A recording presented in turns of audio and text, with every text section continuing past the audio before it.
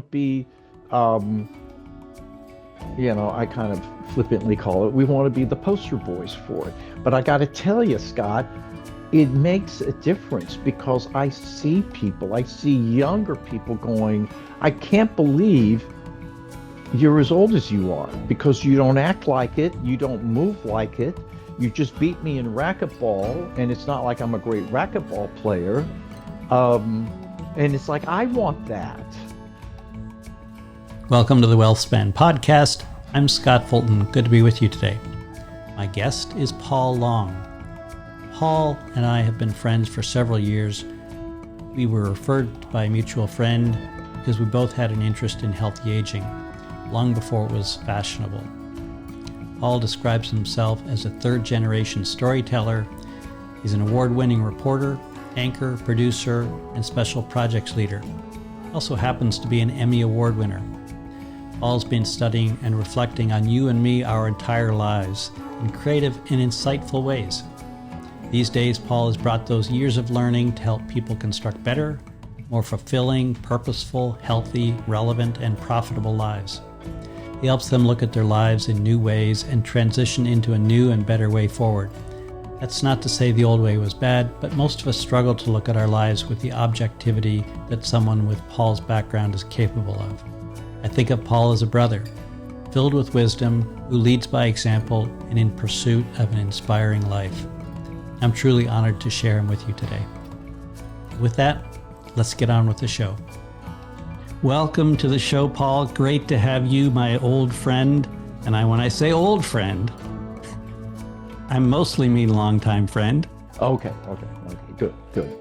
Welcome to the show, Paul Long. Paul and I have had many conversations that go the direction that really just keeps me interested in everything he has to say and what's going to come out of his mouth next. So those are the kind of people I like to spend time with, and I think you're going to enjoy our conversation. So, Paul, welcome again, welcome on air and on video. For those Well, tuning thank in. you. And yeah, you've certainly primed everybody to watch this whole thing saying, oh my gosh, what's going to come out of his mouth next? So, It so so there's an element of kind of things that we both try to do that we'll kind of get into a little bit where I go. But I think if there's a trademark that you've identified yourself around, one of them is around this taking baby steps, right, around a direction of health, but I think it actually is more a direction of life, I would say, in terms of what are we doing, and where kind of the flip side of that is we talk about people getting stuck or they don't even know that they're stuck. And so I think that's where I see the baby steps thing that you like to talk about is really valuable. And it's that kind of so darn simple and so right in front of us, but yet we don't even see it, and we put barriers up that we don't need to. So maybe kind of we could just start off with talking about what is this concept of baby steps and what does it mean to you, and kind of how did this evolve? Because clearly you didn't probably wake up and have it all solved by noon on the day that it came to you. no, but ironically enough, this idea did come to me when I woke up one morning. But to briefly set it up, go back to about maybe 2009, 2010. And I was coming out of a very toxic business relationship. I don't drink, but I was self-medicating back then. I was in terrible health.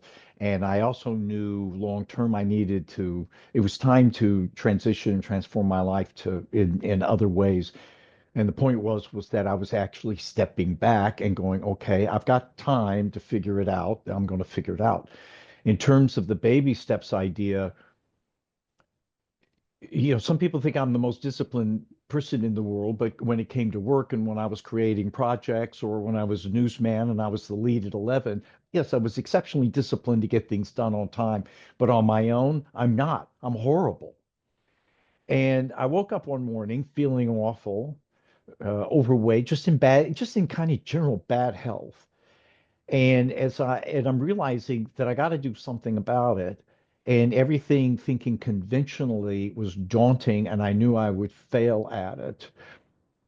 And then I actually thought of the Bill Murray, Richard Dreyfuss movie, What About Bob? In which Richard Dreyfuss, a psychologist, wrote a book called Baby Steps. And I thought, wait a minute, that's it. What's one little thing I can do today to make me healthier? Just one little thing. And that morning, what it was that I immediately got dressed and I went out the door and I went for a brisk 20-minute walk and came back and I felt great about myself having done it. And fortunately, it was a cold but nice day. And I'm like, okay. And then the next day, it's like one. And so I started thinking about what are all of these little baby steps, one little thing that I could do today in terms of what I ate or didn't eat, or in terms of getting some exercise or whatever. Every time I get up from my in-home office, I do 5 push-ups, which are now called exercise snacks, and they've shown to accumulate and do outstandingly. Well, what happens when you start taking baby steps is the same thing that happens with a baby.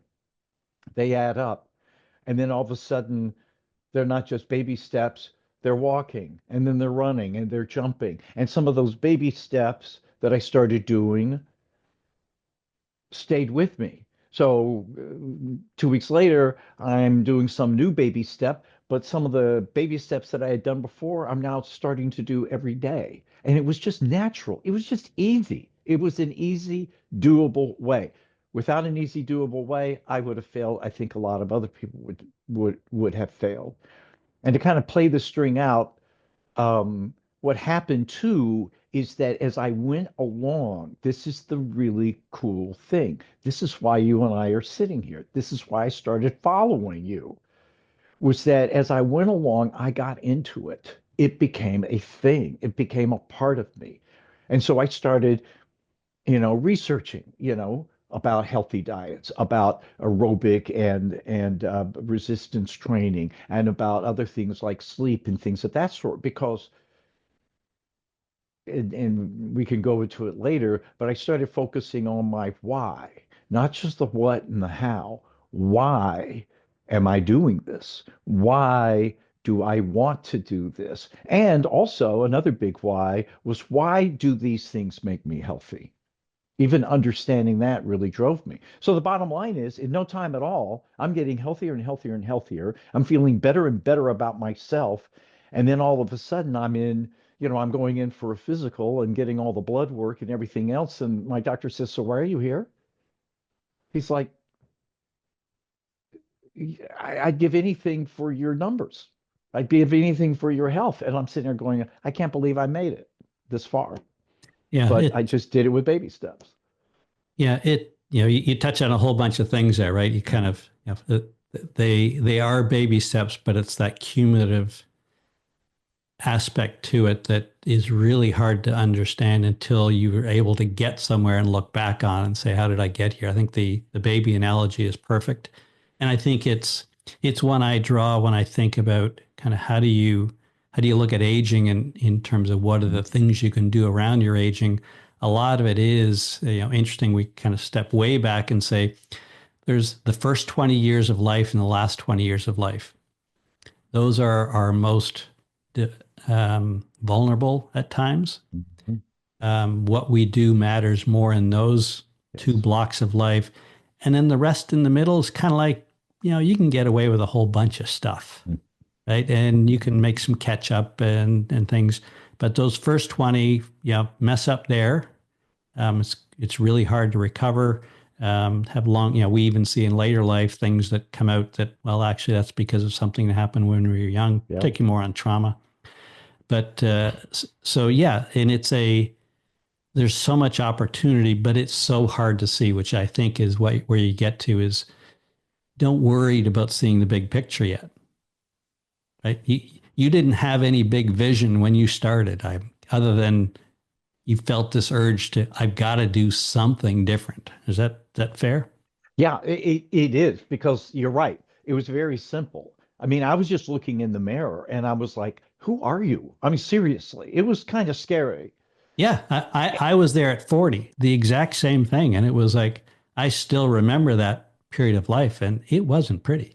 Yeah, it creeps me out actually. And so you're right though that it was in a very cute. See, I got to do something about this. And so you're right. It was like baby steps. It was micro. It's just like what's something I can get doing. It was being honest with myself. I couldn't be like, well, I'm going to go to the gym for 5 days a week every week, and I'm going to lose, and I'm going to be cut. And I'm like, that's not going to work. It's going to be like a New Year's resolution.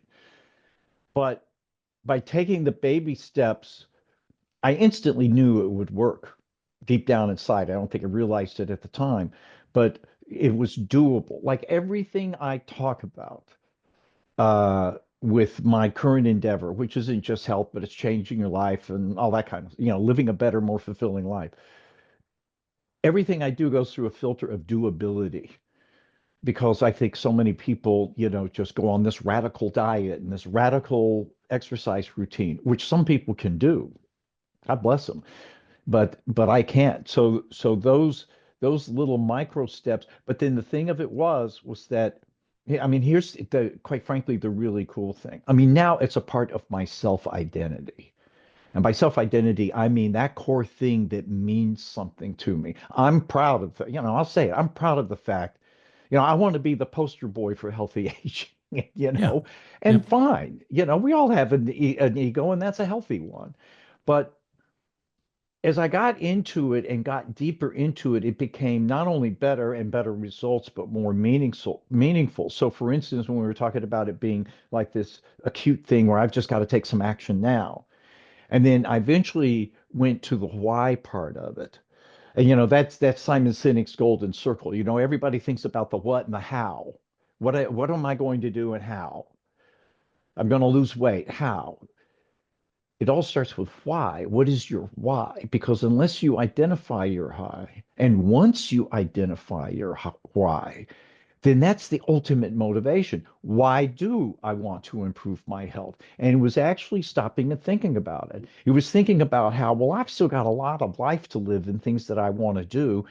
And in order to do them, I have to be healthy and mobile, and I don't want to be sick. And I want to be there for my sons and my wife and eventual grandchildren. I mean, that became the meaningful motivation. That right there was the big tipping point that made me super focused on it. And I think also fuels the gratification and appreciation that I have for, being as healthy as I am is that why part of it. Yeah, I think there's a misconception that people can easily fall into is that they think they think the why is the health, right? That I want to be healthy. No, I look at it is health is a tool. Like it allows like a car as a tool. It allows you to get from A to B to do the things you want to do in the course of a day. Owning a car that sits in the driveway and or never goes out isn't really. It's a liability, not an asset. Um, and I think that's it's an individual thing for sure. But at the same time, I would say I certainly, I go through it and I study this stuff like you, like a lot. No, I spend a no, you lot of study time, this stuff way beyond me. But anyway, but there's not a day goes by that I'm not testing my why, hmm right? Because it's the it's work. Like it life is is work. work. And so if I want to do these things, there's times when I got to remind myself, I don't feel like doing whatever. Like I could sit here and talk to you for 4 hours and have a great time, and I would not want to give a moment back. But at the same time, what am I not doing?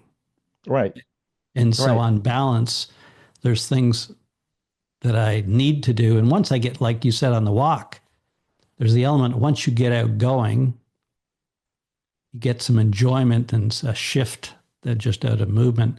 But then it's that you ride that wave for hours later, and you kind of, and even the things that happen when we're out doing outside of our norm is, what you ran into, that you didn't have any expectation of. I think the surprises in life, like that's what I think a part of this 10,000 or thousands of steps of baby steps is thousands of surprises Yeah. that you would Oh, have very true. never found. Yes. And surprises of how great it is.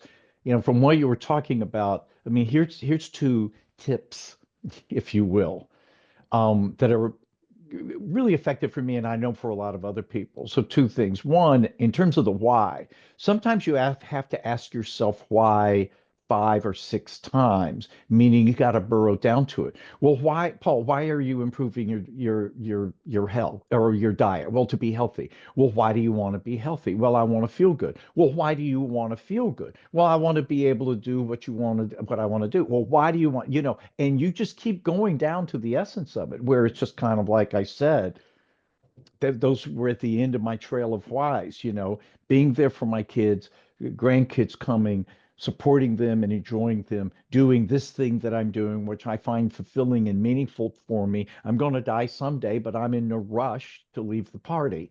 And my ultimate why was I want to die young at an old age.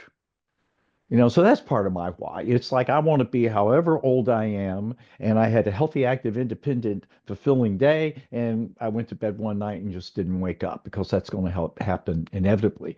The other thing that the other trick comes from James Clear and his atomic habits. And atomic habits, I mean, I think are like atomic bomb results, big results. But he's really talking about micro habits. And the 10,000 steps is kind of a micro habit. And my favorite thing, well, first of all, one of his things is every time you do something positive, acknowledge it. Give yourself a pat on the back. You just voted for yourself. You just voted for your I future. love that. Yeah, Yeah, that's yeah, great. Yeah. yeah. Yes. But the We're second, we're conditioned oh, to vote for other things and other people, but yeah, well, and to be that's great. self-critical too. I Yeah, can well, go to the exactly. We gym do and say, plenty of "Oh, that, that so why wasn't a not? good Yeah, why not workout." the I'm like, "But contrary? Yeah. yeah, yeah." But the other thing is focus on the next 1%. So where we fail and what can be very daunting is thinking, well, I got to go to the gym for 6 months, at least 3 days a week, and I've got to cut my calories here, and I've got to, forget it. I mean, self-sabotage, unintentional. But so, for instance, there are days, probably like you were talking about. I don't want to work out. I'm fried. I'm burned out, or whatever. But it's a day that I intended to go work out. And I know that if all I do is go upstairs and get my gym bag, I'm going to go to the gym. I'm not focusing on going there and working out for 2 hours and what am I doing, let alone thinking about my workout schedule for the next 6 months or something. I'm just thinking, go up and get your gym bag.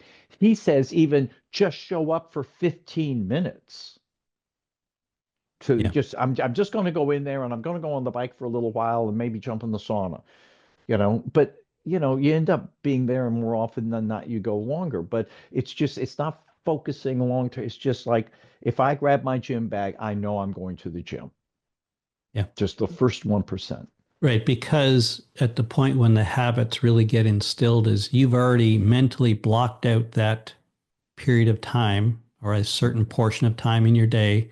It's like yeah, I like to use the analogy of like for coffee drinkers or tea drinkers. You have some pattern of, you have one at breakfast or, before, after breakfast, and then 10 o'clock rolls around. Well, it's time for a coffee or it's time for so Right. these other things invisibly, I think you don't need to design it, but they just naturally slot in. And so Hmm. as I look across my day, I yeah, I think like you, people probably think I'm really disciplined, and I kind of have this this split ego uh, where one side is incredibly disciplined, incredibly detailed, and the other is okay. There's a box I'm in, and I don't know where I'm going to be 5 minutes from now because I don't want to know. It's that balancing it out, right? Because I tell people in other work I do is that you don't want me to go deep on this because when I go deep, you are not going to enjoy what that means because it's because but there's times when the details really matter and you got to go there. But the point is some kind of discipline is good right? We talk about so in business we talk about operational discipline, right? And people say, "Oh, discipline, that sounds Oh awful." yeah, it's a horrible word. It's Yeah, structure that gives you freedom. That's it's a like the word discipline has these connotations with it, and it's the connotations that are bad. The outcomes are far more freedom, and that's what people got. well, short-term pain for long-term gain, and another, and kind of in this realm, another thing, and the way I took it, again, James Clear said was, and I've heard other people say too, is setting up your environment. So for instance, if you want to quit smoking and quit drinking, well, don't hang out with smokers or drinkers and don't have it in your house or whatever. I mean, that's an obvious one. But when it comes to nutrition, my big thing is that uh, it starts at the grocery store. What do you buy and what do you not buy? If you don't get the box of Hostess Twinkies and bring them home with you, and you want one at 10 o'clock at night, well, yeah, you can go down to the convenience store, but odds are you're not going to have it. And then also, if you buy these healthy foods that ideally maybe you thought, well, I want to try that, or I find a recipe for it, or something like that, like most people, you're not going to let that food go to waste. You're going to eat it. Maybe you don't like it and you try something else, that I've gone through too. But I mean, really, it starts with, well, what do you put on the shopping list, or what's your menu, or what kind of recipes do you have? But the ultimate thing is like, keep it simple. Just go to the grocery store and say, I'm not buying that, and I'm buying this. Yeah, so this all ties right back. I was thinking of a conversation which I was able to tape the other day with Dr. Kate Collings, and so she's a cardiologist, and one of the things we talked about was the changing of the fooding or the food system or the food patterns. And so while we say about eating healthy as though it's a longer transition than it is typically for exercise activity because it takes time to figure out Right. what are the things that I like, right? And you say in the environment, who am I bringing along? Um, it's there's I think a belief sometimes that, well, it's like quitting smoking. Well, I'm just going to throw out all the cigarettes, or I'm going to get rid of all the alcohol, and it's going to be out of my environment, and there I'm done. Now food is far more nuanced, far more challenges. Like, Right. and if you don't live alone, you have other people, and they may not be quite ready to go on the journey that you're trying to go on, particularly when you can't really tell them where this journey is leading them. So yeah, it takes a while to get the pantry sorted out, right? And just yesterday I remember threw out some things when I looked in the pantry. Like, oh, that's a year old. Yeah. I Yeah. guess that was an experiment that Well, thank you. I'm glad I'm not the only one. no, that Yeah. never opened, and it seems like a waste, but it's really pretty small in the grand scheme of it. So one of the things I wanted to kind of touch on, we talked a little bit before, but so in my world, um, I'm fortunate to be surrounded by some pretty smart people, between doctors and scientists. But there's this element of kind of, well, who the hell are you to be talking about this stuff, right? There's this because we kind of see there's the doctors out there preaching around what the rest of us should and shouldn't be doing, and I'll kind of preface this with saying they didn't learn any of this in medical school, right? Oh, They yeah. Which they is a learned whole how nother to treat issue. sick people. That's Yeah. what they did. Sick So care, not health care. Yeah. with that setup, kind of what entitles you to be able to have an opinion and speak on this? I just think it's a great topic that we all ask, at least in our minds, and of anybody trying to give us advice or talk about these issues. Well, that's a really good question. And not to turn this into the James Clear hour, but he said something in an interview with Lewis Howes, who asked him the same question. Who the hell are you to be telling us all this stuff about how to have better habits and stuff like that? And he said, I'm just like everybody else who wants better habits. The difference is I've researched the hell out of it. And I've tried it all and I've been applying it to my own life and I write about it. Now, with you and I think it's got to go a little bit of a further step because we're talking about health and we are talking about an incredibly broad spectrum, meaning variations and lots of different stuff in terms of what you should eat or what you shouldn't eat. Just look at the hundreds of diets that are out there, from keto to primal to vegetarian, Atkins, all that kind of stuff. And then the same thing with exercise and better health. And then all of the snake salesmen that are out there that are, promising, the moon and not unlike the snake salesman at the turn of the century. I think the difference is that, like James Clear, you and I have made it a purpose in our own lives and we communicate it to people. And so for me, for instance, too, and, I used to be a television news reporter. I was third generation. I grew up in the business and I believed in the old-fashioned values of journalism of being accurate and fair and truthful and clear. So I'm very careful not to share anything or advocate anything that, I think is too narrow. I'm more fundamental. But the other big thing is who are our sources? Because we know there's some gurus out there that people kind of follow their whole path, and that's fine, or it might not be fine, depending on who they are. But, I look at people such as yourself, who is a expert aggregator of credible, verifiable, provable information. If I phrase that right, you've probably got a better way to phrase it. And I've got some of my key people who only who kind of like, I'm not giving you an opinion.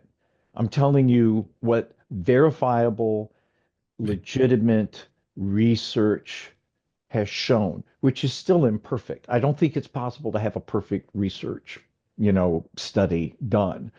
But these are credible sources, and many of them also put a lot of emphasis on aging.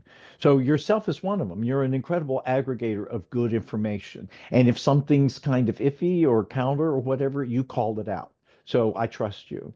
Dr. Rhonda Patrick, who's gotten better with her videos and such and she's a biomedicine, so looking at the biology and things of that sort. Everything she does is a verifiable thing. It used to be watching her videos was like being in an organic chemistry class. She's gotten better at that. Peter Attia is pretty good for me. Dr. David Sinclair at Harvard University in terms of longevity is phenomenal. So you find these credible sources, but even still, you kind of got to use them as guidelines. You've got to take, ownership in what you embrace and how you apply it. Yeah, so thank you. I think one of the things that you and I can look to, even though we come from very different worlds in what we would, I guess, call our prior careers. So you were in news in an era where news, there was an expectation of trust. And if you were found out to be putting crap out there, you had a pretty short career in news. Right? And by the way, that ended my career because they started wanting me to put a bunch of crap out there. Yeah. Yeah. And mine is in mainly corporate research. And if I'm not doing good work, the company's not doesn't want to spend millions of dollars to find out that, well, Scott was manipulating the data to give us the results he thought we wanted, right? Right.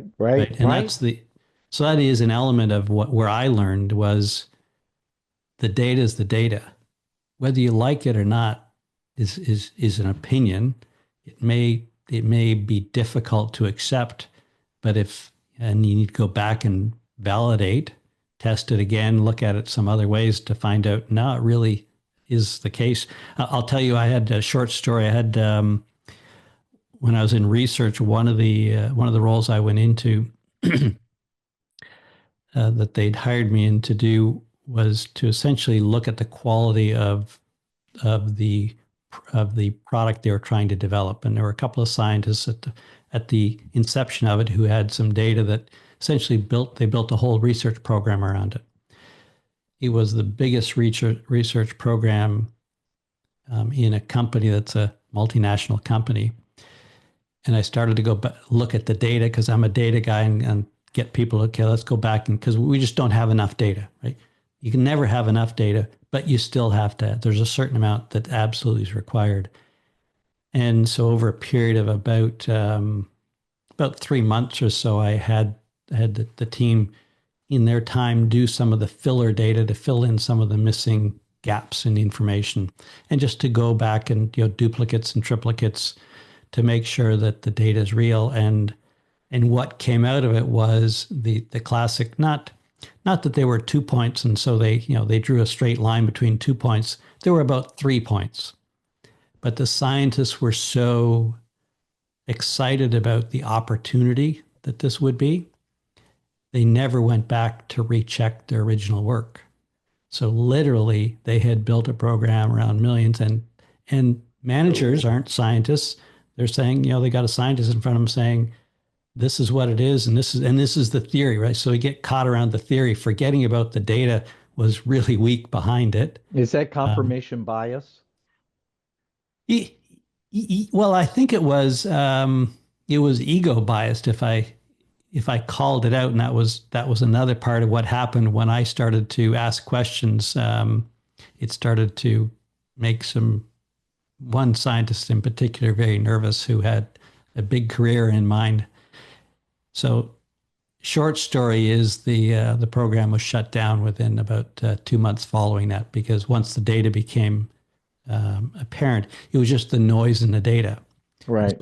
All the data. So the reason I tell this story is, like, this morning I posted on a new diet in terms of lifespan, right? And so they're talking about essentially what are the dietary habits that promote lifespan. And so, big surprise, whole food, plant-based is a big group, promotes long lifespan. And it looked at a number of studies that would have been around millions of people, and they looked at like 200,000 deaths. Significant numbers, right? Not trying to get down to the details, but these are kind of the big takeaways. And that's what I try to encourage people is you need to be looking at large data sets to validate, not somebody did a one-off, like this worked for me, so everybody should be doing what worked for me. Like you mentioned Peter Attia, he tried keto for a while. He's not doing it anymore, Mm-mm, right? mm-mm. Um, and so it's easy to get sold by some great storyteller who's good Right. at weaving a story that all will be well in your world if you just do this, and you just need to trust, right? It's that faith type experience. And so, but there is a lot of data out there now. So when I kind of try to talk to like people like you, is around building trust means putting a lot of data behind anything you say has long term far more value for people if you're truly trying to help people. If you're trying to sell them a product, well, Yeah. then you're Yeah. probably in a different world, Yeah. and you're going to get a sales pitch that people should be tuning into and picking up on. Those are really good points. And for what I'm putting out there, I'm super careful about it because, yeah, we're talking about people's health here. And, but to me, a lot of what I talk about is the approach, as I did a moment ago, baby steps in whatever direction you're going to go, or taking, that first 1%, so on and so forth. Um, God, you even talk to Arnold Schwarzenegger when it comes to resistance training, and he's like, don't get obsessed about which exact exercises, just do it. To some degree, just do it. But, and I try to keep it simple and baseline, in that, in terms of diet, I remember doing work on a Saturday morning, and sometimes I like to just have the TV on in the background from noise. I'm one of those people, and it was PBS Pledge Week, but I heard Dr. Daniel Amen, the brain doctor guy. I Sure. heard him say this: It's simple. See these foods? You know what these foods are, and they're good for you. Eat a lot of them. You see these foods? You know they're bad for you. Don't eat them, or just eat a little bit of them. There you go. So I mean, I love the, especially from a starting point until you get on the path that I described earlier, where you start getting into it and you start finding and discovering, whether through research or trial and error or whatever, what works for you. And then the same thing with workouts. I mean, it starts with doing that brisk 20-minute walk. And then it's like, okay, that's good, that's healthy. Anything you do to move your butt's good. But if you really want to die young at an old age or something, you're going to need to ramp it up. But it's resistance training, and it's knowing the why, that resistance training isn't just about building strength, but it has, hundreds of other interactions in your body, some of which you wouldn't relate to it, that make you healthier and make your mental cognitive abilities better, so on and so forth. And the same thing with aerobic training. It's that kind of fundamental. But I'm with everybody. Find your way, get into it yourself. You don't have to watch and read as much as I do. And you certainly probably can't do all that Scott does, because I don't know how you do it all. But you can find your path. Um, but it's also as fundamental as get in some resistance training, get in some good aerobic training, and eat all these foods that you know you should eat, and avoid or limit the foods that you can't, and get some good sleep and have some friends and have some fun. Yeah. Yeah. So we're going to come back to that one. So the one or couple I want to kind of just dig into what you talked about there was, so the just go for a walk thing is a common one that Mhm. it's not that there's anything magical about walking versus anything else, but it's just the easy example that pretty well Right. everyone can do. So where I try to take it is, okay, so let's turn it into function, right? Mhm. The act of walking is a function. So if you have you go walk your block and we'll say it's a 20-minute walk, how long is that? So we'll say it's a mile because that's a nice easy number. That's about 3 miles an hour, oddly enough.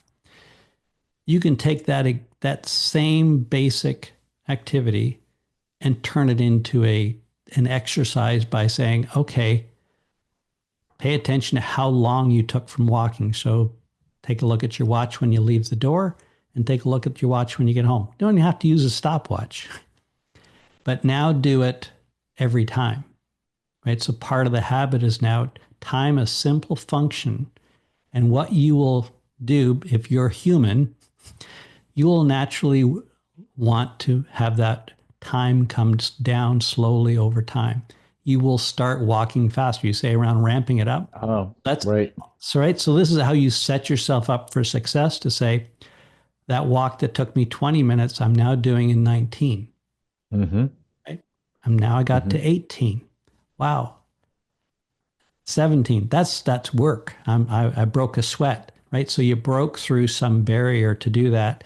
And now it's going to be, well, I think I'm going to go a little bit longer because I'm not walking long enough now. I need to have more time, Right. right? Yeah, So it grows. it's that same concept of these thousands of baby steps. You just build on the little thing that you did yesterday in a very easy way. You don't need a coach to tell you what to do. These are things we're programmed to do. We know how to do them, but we just forget what's in front of us. And the other I was going to say was, so my wife and I are both in our 60s now, right? And you mentioned a few times around resistance training. So my wife has been resistance training her whole life. She's just been awesome at it. She loves it. So one of the things we did was to upgrade our gym this year. This was really our Christmas present to each other. We bought a new set of her universal gym was probably 30 years old, if not like in the days when like heavy steel, like this thing was like really, really heavy steel when I took it out. But it's a way to ensure when we go down to our gym, like we're incredibly fortunate. This isn't what everyone should have, but it's almost like going to the gym. So we don't have the community, but we do have the options. And I think that's a lot of Mm. it. When I go downstairs, I've got an option between a treadmill, an elliptical, my stationary bike, you know, benches with free weights. I got the other machine and everything else. And I got the lovely windows to look out. There is no reason that I can't go down and do something. Like Right. just Right. show up and do something. How long I stay will vary depending on how it's going. But as you mentioned earlier, a lot of times I'll end up doing more once I get into it. The hardest part is initially is just putting my hand on the door handle and say, I'm going Yes, downstairs. exactly. Yep. That is. Everything Or else, the lift and the weights is relatively easy. That's the hardest job for all of us, especially if we've never done it. to add to a couple of points of that, for one thing, um, because we were talking about before endurance and the way that we have different, you probably have a lot of slow twitch muscle fibers. I'm probably more of a fast twitch guy. But like when I used to play soccer, in the first 5 minutes, I'm like, I won't be able to finish the game. I'd just be dying. And by the end of the game, I'm like cruising. So our metabolisms are all different, but it's kind of knowing that when I go to the gym, I do just a few sprints on the bike. So I'm more of a high intensity interval, training guy. I like to just keep it up because I can also get bored. But the other thing I want to say is that and this isn't scientifically proven, and you might have a different take on it or whatever, but I think that when you start going with the exercise, I like the baby steps because it ramps you up. But when you really get at some point out there, I've just heard this from so many people and myself, you kind of almost hit a wall where it's just like, it's getting really hard and you are ramping stuff up, but it's starting to get, whatever. But then, man, when you break through, and it's kind of like being in that scary jungle, and then you finally part some bushes, and then there's this beautiful meadow with, it's wonderful.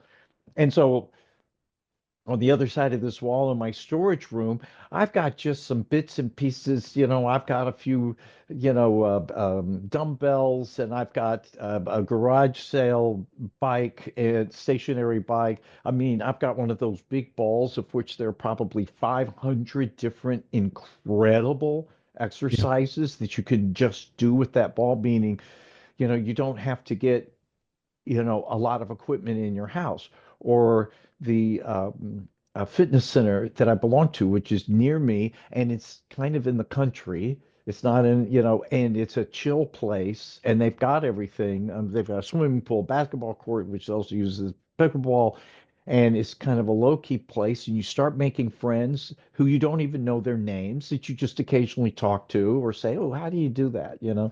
And it becomes a thing. It's an overall feel good thing. I think a lot of people have the impression that it's a lot harder and more expensive and involved than it has to be. Yeah. So again, when I teach about this, most of what I focus on is not the stuff at the gym. It's things like resistance bands and body weight. Yeah, yeah, Cost almost nothing. Pair of yeah, running shoes would be handy. But that's you can do 90% of what you would want to do. The other things just give you a faster path. I think they'll allow you to get kind of to a higher level if that's what you aspire to, but you don't need to, right? That's the whole point of this. And I try to tell people all the time, um, like I, I get odd reactions. So some people know that I've done some Ironmans. I'm the first one to tell people don't do an Ironman, and they kind of look. Well, I thought because that's kind of the ultimate. I said no, it's not the ultimate at all.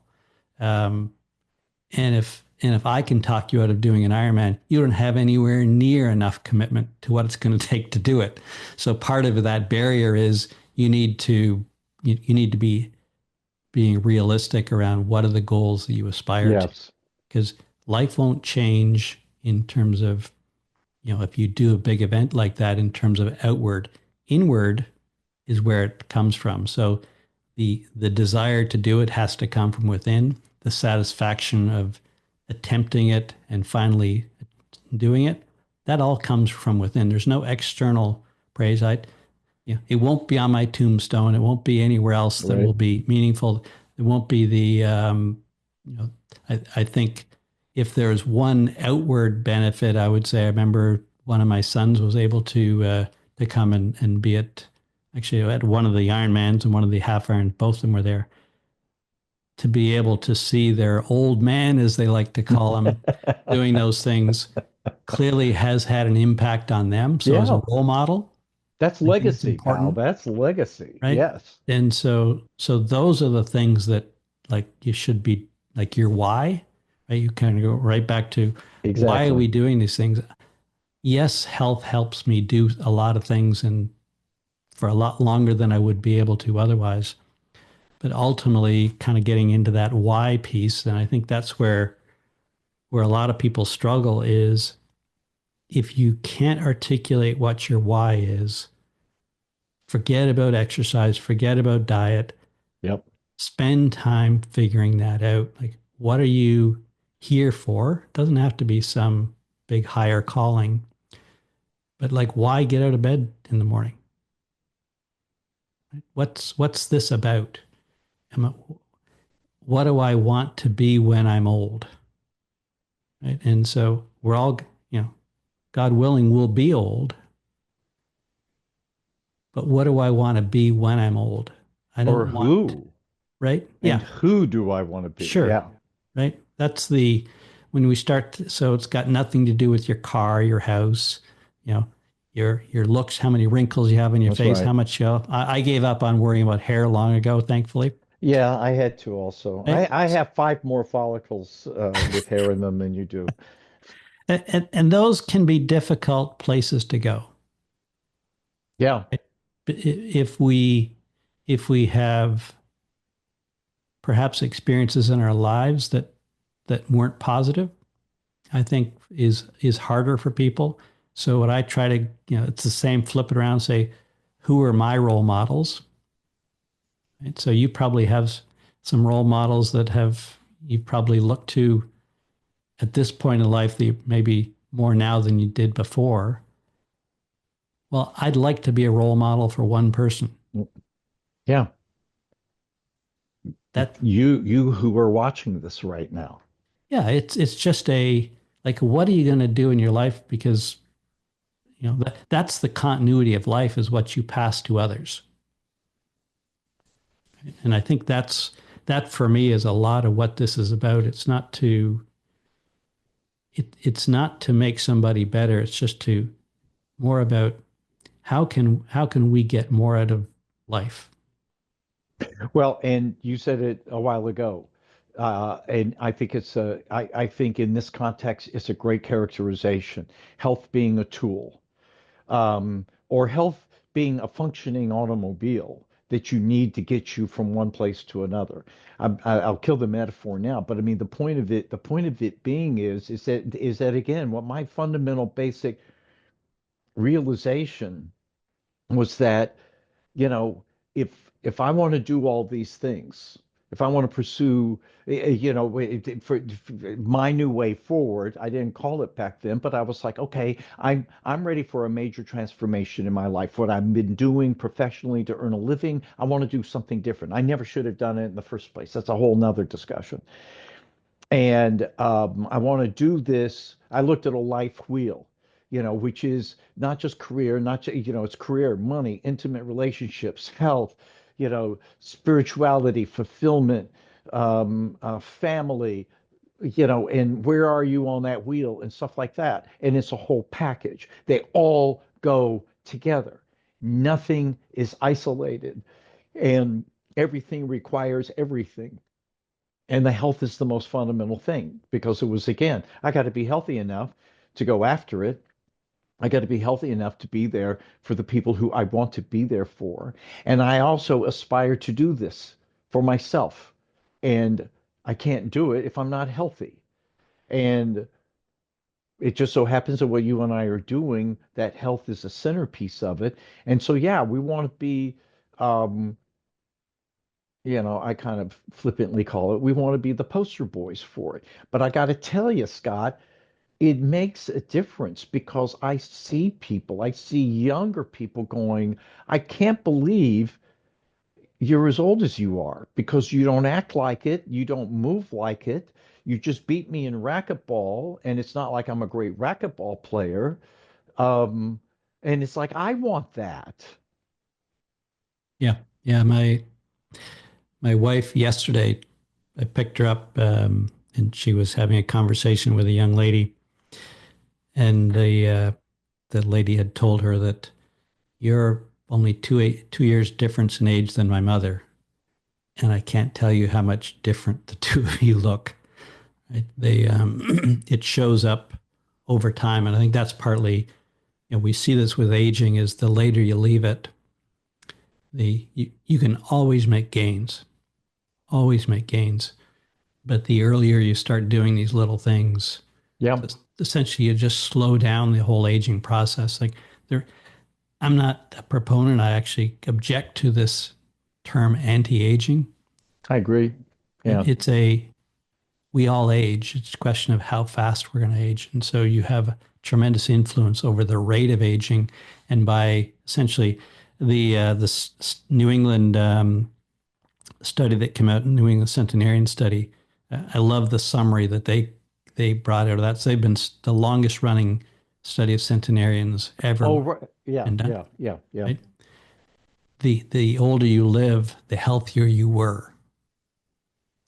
So it's simply just by focusing on maintaining a basic health results in an outcome of longer age and longer health. The two follow each other. Um, so it's however you get to that idea of health matters to me, doesn't matter how much it matters to those around me. It's a lot easier if I put myself in an environment of people, which I think we all learn, right? When you say Hmm. the environment piece of who share those values. But By the way, we're the average of the people we hang out with. yeah, We're the average of them. yeah, yeah, Yeah. it's just right. So, well, so that kind of brings me, I won't spend more time on this one, but one of the key differences is to understand the difference between subjective and objective comparisons. So subjective comparisons is what we as humans typically do. We compare ourselves to those around us. Well, I'm doing better than whomever I look to, as though you understand how they spend 24 hours of their day. In this moment, you're doing something that you're evaluating or as better than someone else. So that's a subjective comparison. Or I think I look younger than whomever who's my age, which is that example I just gave. The objective comparison is what I gave as the example earlier. You go for the 20-minute walk, you go back and redo that, but now I'm timing it. So time doesn't care what you look like, doesn't care Yep. what you had on that day, whether you had a nice new outfit and new running shoes. Time is time. It's an objective metric.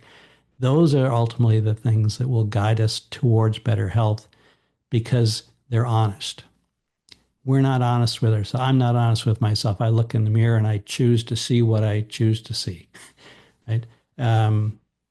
So there are lots of objective measures that we can do. So you go to weight training, right?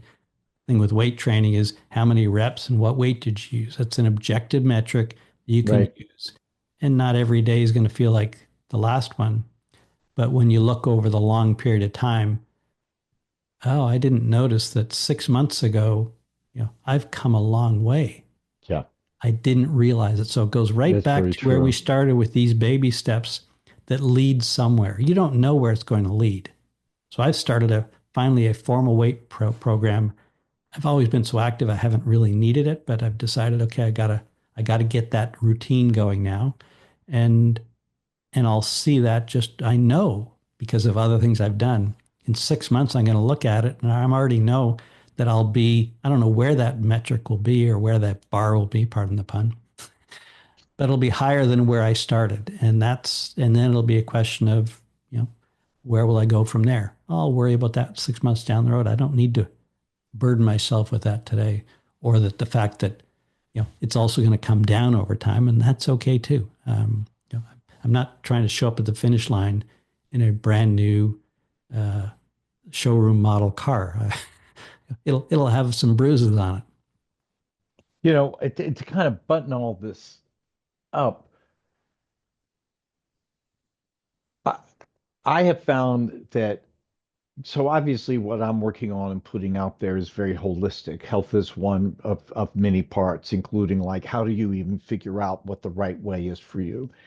And if there's one foundational thing, I think it's all about, and we've been hitting on it in a myriad of ways or touching on it or coming close to it, is that it's attitude. It is it is the lens that you look through life at, and therefore what's going to drive you to achieve your why of what you want. Here's what I'm going with. I cannot quantify this, and I don't even know if I can qualify it. But I think, for instance, a lot of people become old because they just assume they're supposed to. That they that so little thought or awareness or effort is put toward thinking this through that um it's just like, well, I'm 65. I'm supposed to be sick. I'm supposed to be in decline. I'm supposed to retire, do traditional. I'm supposed to. And and by the way, and because you were using this phrase earlier, Richard Leider, who I talked to actually yesterday, who wrote The Power of Purpose, and he's come out with a new edition of it. But he and David Shapiro co-wrote a book, and it's not a long book, but it's like that 20-minute walk that only takes 15-minute walk, called "Who Do You Want to Be When You Grow Old?" And we've been touching on that too. Who do you want to be? What do you want to grow into? Not decline into, grow into as an individual in terms of your priorities, in terms of your desires and things of that sort. But it all starts with attitude and your why and your belief. It's very fundamental. For instance, by whatever ways, means or shape, and what I'm about to tell you, I'm 100% honest about, and I'm actually stunned by it. I'm stunned by the fact that I cannot, in any way, shape, or form, believe that I am the chronological age that I am. I mean, I honest to gosh, my brain starts to short out because I do not relate to the stereotype of what my age is unless I look in the mirror, granted. But I mean, seriously, I just don't think like somebody my age. I don't act like somebody my age. Kim will tell you, I still act like a teenager sometimes. I just don't perceive myself as being that. I played the racquetball the other night, and I had a partial knee replacement done from athletic abuse. So I'm kind of okay with it because at least I did it, for healthy reasons. And 3 months and 2 days, it was a partial, but 3 months and 2 days after my surgery, I was playing racquetball again on my birthday. And I was playing the other night, and I still have this propensity where I can't like dial it down. I mean, I have two switches, 0 and 11, and I was like, in one case, and I was just like, what am I doing? There's kind of a technique that even professional racquetball players will do where you're going to one side of the court to get the ball and you see the other person's in position and they're going to go down there, so you actually intentionally hit the wall to bounce off of it. And I did that, Yeah, yeah. because I'm just set that way. So forgive me, I'll get out of my soliloquy here, but I attribute so much of where I am and what I'm doing, why I can have phone calls with people that's audio only, and then they look at me and they're like, oh, I've asked, "Oh, why'd you react that way?" I thought you were my age. I didn't think that you were as old as you are." Thank you. It's attitude. It's setting up a belief system that's wrapped around what you want to be and what you want to have in your life. And when you firmly attach yourself to it and focus on it, everything else, the baby steps, the efforts, the opportunities emanate from that. But it really starts with there. It's not just this thing, oh, I want to get healthier. I want to go to the gym. I want to, no, no, no, no, no, no, no. That's not good. That's not good enough, except for a few people. It starts with that attitude, that why, that intention, and that desire of who you want to be and what you want to have your life be like. Yeah, and I think so what I would overlay on that, which I think you know, but you don't raise it up, is the objective measurements around that because it's very easy. Like we ask everybody, they all will answer almost without exception. I still feel as young as I was when I was in my whatever, right? But the objective piece is, so what are you doing to validate that, right? I feel young inside because if I'm not challenging myself, it's easy. But so this is why like the piece that's missing is like you're out playing racquetball and things. Those are the validations that Hmm. you're living to your beliefs, and I think that's where the piece where we have to individually really kind of check ourselves and say, well, how would I?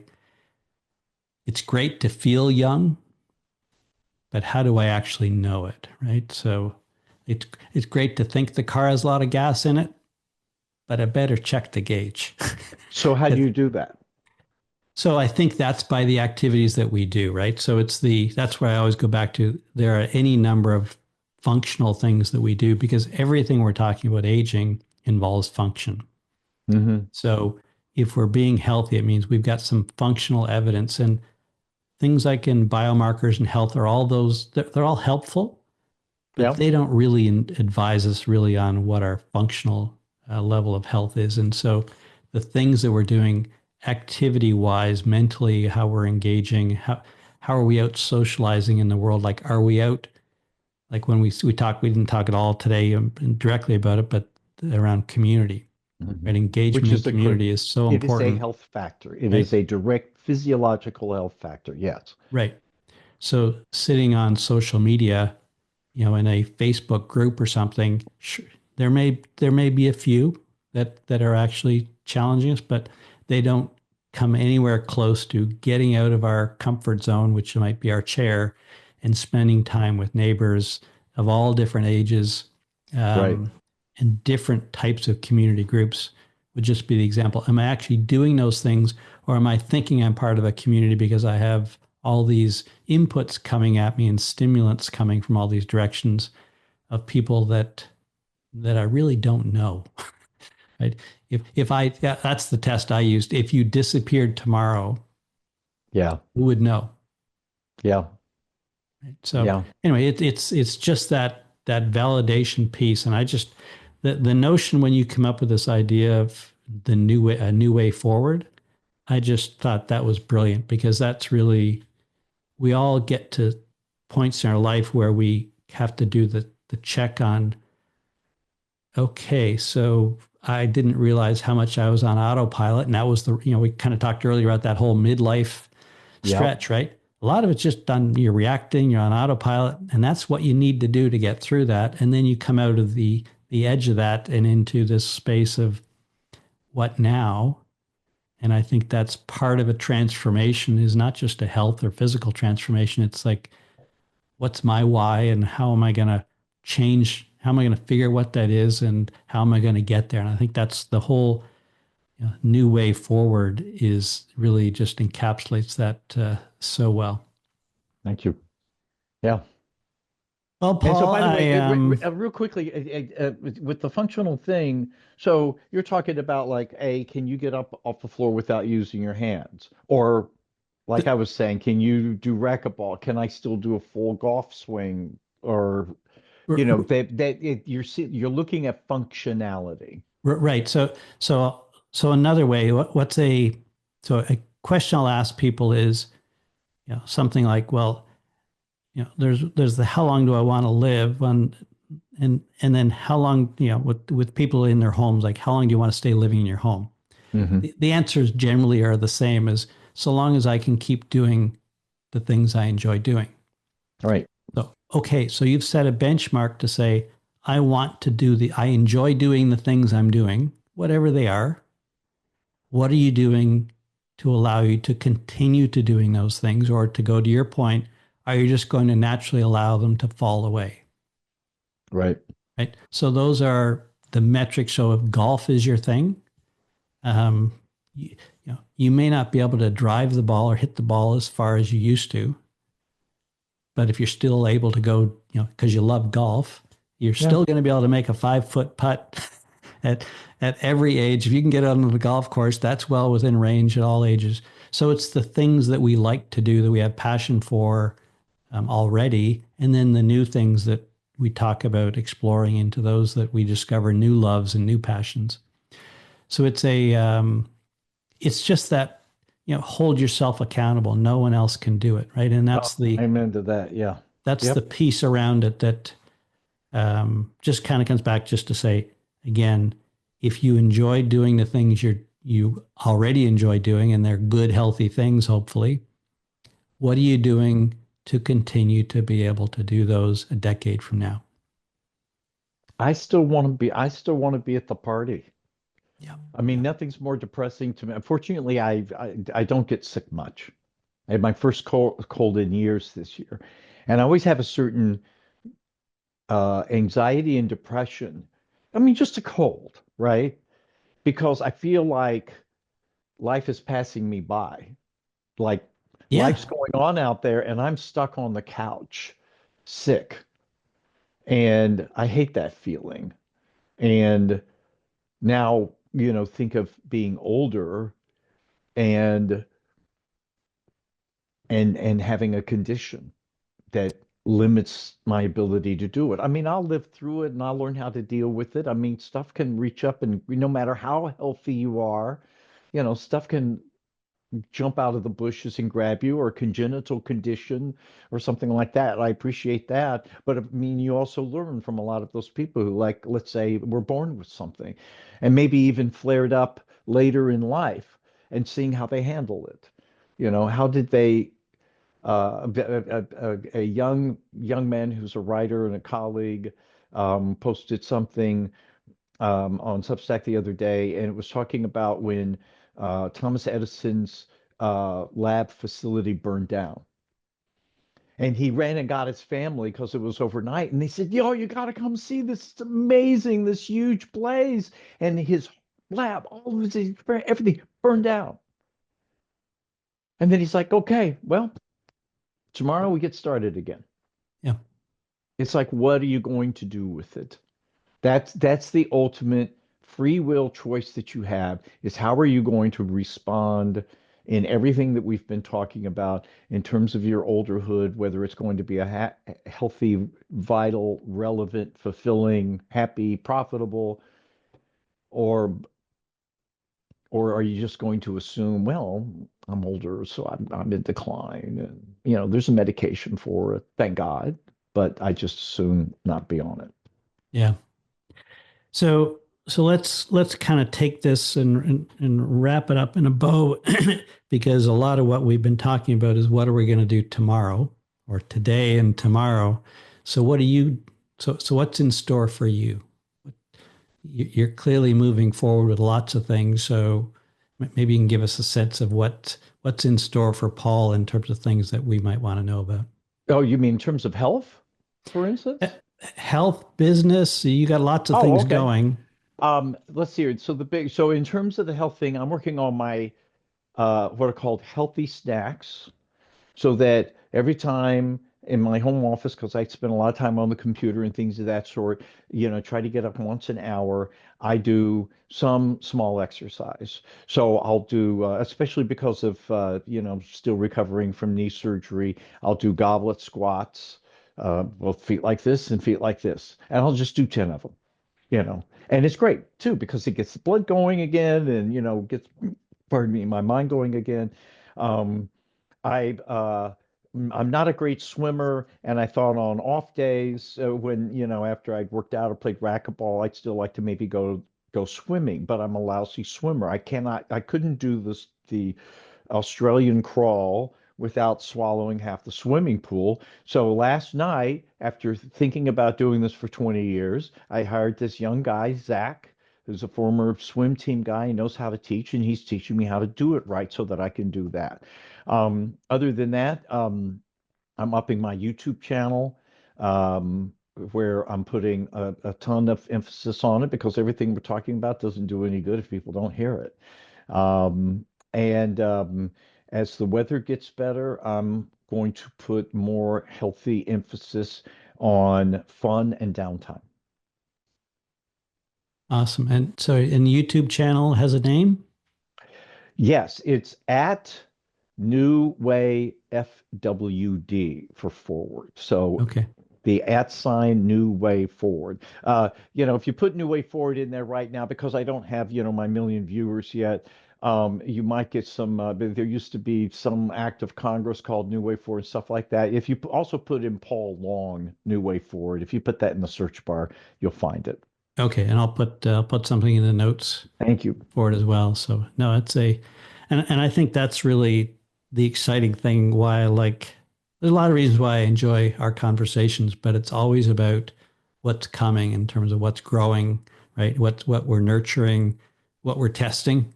Like no Yeah. guarantees, but it's kind of Yep. fun to run the test out and see what we learn. So I thank you very much, sir, for your time. I hope I can have you back and we can continue this conversation because it's just no end to places. And I would say for listeners out there, if there's a particular interest in what Paul's talking about that you want to learn more about, you can certainly find out on through him. Or if you want us to dive into something a little bit deeper together, I'm sure both of us would be happy to do that too. Absolutely. So thank you, sir. Thanks for being on the program. Thanks for being such a great friend and an advocate and You promoting too. so many positive things. You're good for my environment. Well, thank you, and I enjoyed it. And always, as you notice, I started asking you questions. Wait a minute, no, I need to know about this. So thank you for the qualitative stuff. Thank you. That was good. Great. Okay, take care. Hope you enjoyed today's show. Great to have you part of our over 10,000 strong WealthSpan community. Remember to subscribe if you'd like to learn about our upcoming shows. And as always, make sure you provide some feedback, whether that's a thumbs up or a comment, a question. They're all welcome. If you'd like to subscribe to our quarterly newsletter, you can do that at wealthspan.com. We're always looking for show ideas, or maybe you think you'd like to be a guest. Again, please reach out to book a motivational talk or inquire about our leadership workshops. Email me at info@wealthspan.com. Until next time, stay engaged, stay curious, take good care of you, those in your care.